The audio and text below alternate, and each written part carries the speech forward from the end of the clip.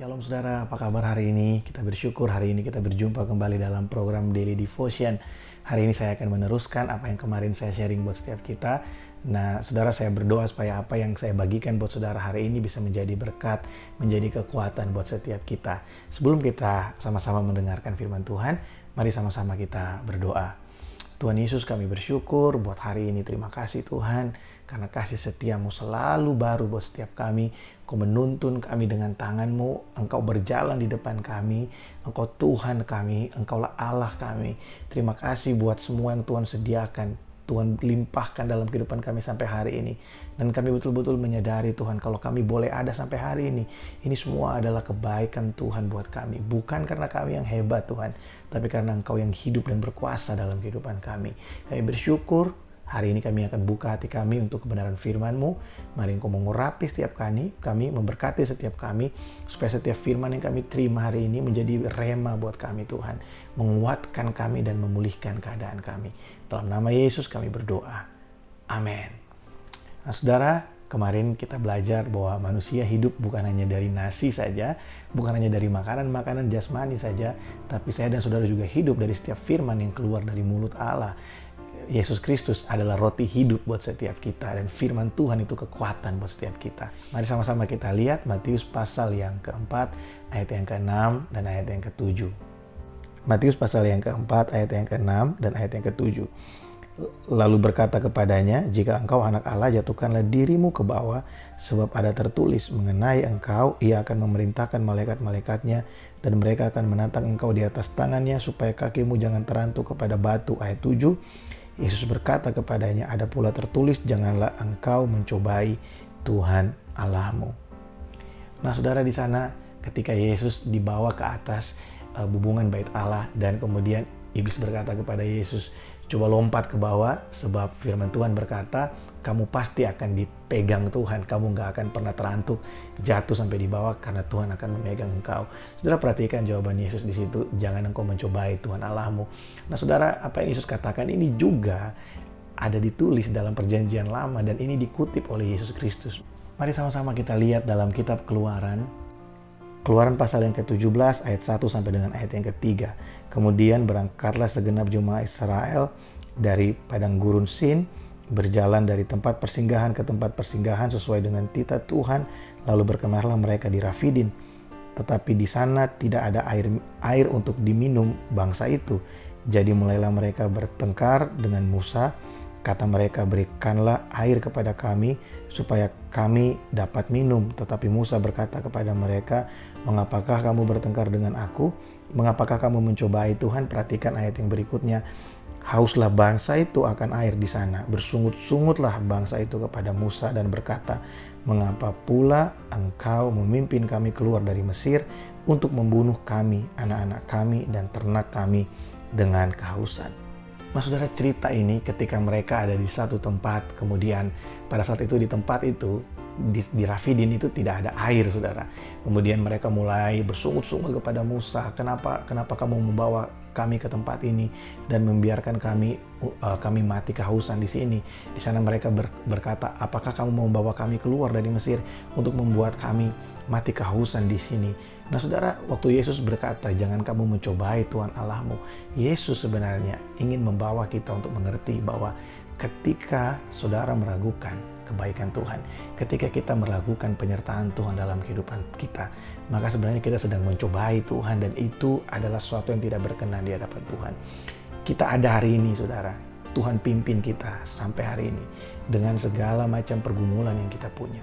Pergumulan itu ada bukan untuk menghancurkan kita, tapi pergumulan itu ada untuk membuat kita benar-benar mengalami Tuhan, dan kita melihat Tuhan itu benar-benar hidup dan nyata dalam kehidupan kita. Pergumulan terjadi dalam kehidupan kita bukan untuk membuat kita hancur, lemah, dan kehilangan pengharapan, tapi pergumulan ada dalam hidup kita supaya kita benar-benar bisa melihat Tuhan itu berkuasa dalam kehidupan kita. Kalau saudara bertanya kepada saya, Pak, pergumulan saya besar sekali Pak, dan sudah lama tidak ada jalan keluarnya. Saudara, saya mau kasih ingat saudara, kalau saudara masih bisa bangun setiap pagi, itu anugerah. Berarti Tuhan masih berikan saudara kemampuan untuk bisa melalui hari itu. Dan saudara, Tuhan tidak mungkin membiarkan saudara ada hari ini tanpa Tuhan memberikan saudara kekuatan, tanpa Tuhan memberikan saudara jaminan bahwa hari ini dia bersama-sama dengan saudara. Yang sering terjadi adalah kita suka meragukan Tuhan. Kenapa Tuhan bawa saya ke sini? Kenapa Tuhan berikan ini kepada saya? Kenapa ini terjadi? Apakah Tuhan sengaja ingin membuat saya hancur? Apakah Tuhan memang tidak mengasihi saya? Itu adalah perkataan-perkataan iblis yang sering iblis lontarkan buat kita. Mungkin saudara pikir, Bapak ngomong kayak gitu karena Bapak nggak ngalamin. Saudara, saya banyak kali mengalami dalam kehidupan saya. Ketika saya ada dalam satu situasi yang saya rasa itu nggak cocok banget dengan saya, keadaan yang sangat tidak enak buat saya di tempat pelayanan, di tempat waktu saya bekerja. Saya pikir itu semua terjadi karena kesalahan saya semata. Tapi setelah saya mengerti bahwa Tuhan menyertai kita, bahkan di tengah-tengah keadaan yang kita rasa nggak enak, saudara harus mengerti bahwa ada maksud Tuhan kita ada di situ. Itu tidak terjadi dengan sendirian, saudara. Ada maksud Tuhan buat kita di sana untuk membuat kita benar-benar mengalami Tuhan dengan jalan. Ketika kita ada dalam situasi yang seperti itu, kita bersungguh-sungguh kepada Tuhan. Kita datang menyerahkan kehidupan kita kepadanya. Kemarin kita belajar, Tuhan itu membawa kita. Kadang Tuhan dalam tanda kutip membiarkan kita merasa kelaparan, kehausan untuk melihat apakah hati kita benar-benar berpaut pada Tuhan, untuk melihat apakah kita benar-benar bersungguh hati kepada Tuhan. Kadang ketika kita ada dalam keadaan yang sulit, kita malah bersungut-sungut seakan-akan kita nggak mengalami kebaikan Tuhan. Saya mau ingatkan saudara, coba ingat kebaikan Tuhan di hari-hari yang kemarin yang sudah lewat. Kalau kita bisa ada hari ini, sebenarnya ini semua adalah bukti kalau Tuhan memelihara kita sampai hari ini. Tuhan pelihara saya dan saudara sampai hari ini. Dan tidak ada alasan buat kita untuk kita meragukan dia. Kalau dia sanggup lepaskan saudara di hari yang kemarin, dia juga sanggup tolong saudara hari ini.